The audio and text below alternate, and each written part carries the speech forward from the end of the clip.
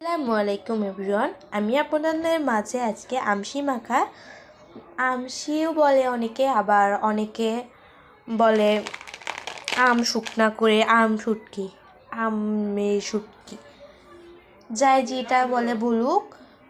আপনাদের এলাকায় কি বলে সেটা একটু কমেন্টে লিখে। এটাই আজকে আমি আপনাদের মাঝে মাখবো, মেখে দেখাবো। এখন এর মধ্যে আমি এটা ভিজিয়ে রেখে দিব। দেখেন যতটা পরিমাপে পানি লাগবে, আপনার যতটা মনে হয় ততটা পরিমাপে আপনি পানিটা দিবেন। পানিটা দিয়ে সঙ্গে ঢেকে দিবেন। ঢেকে দিয়ে আমি 5 থেকে 6-7 মিনিট পর দেখা করছি। এই তো 5-6 মিনিট পর ফিরে এসে দেখলাম আমশিটা ভিজে গেছে। এখন এর ভিতরে এর মধ্যে দিব আমি এখন চিনি, স্বাদ মতো চিনি দিব আমি।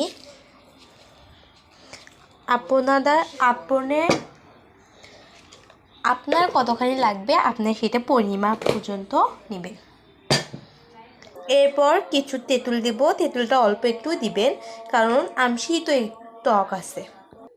এরপর স্বাদ মতো দিয়ে দিব লবণ। এখানে লবণ দিলাম পরিমাপ পর্যন্ত, আমার আন্দাজে আমি লবণ দিয়ে দিলাম। লবণ দেওয়ার পর এরপর দিয়ে দিচ্ছি শুকনো মরিচ কুচি, বা আপনি এর পরিবর্তে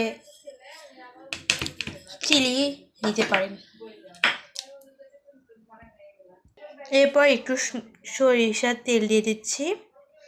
সরিষার তেলটা অল্প একটু দিবেন, বেশি দিলে এটা খেতে ভালো লাগে। এখন এগুলো সব কয়টা সুন্দর করে মাখবেন।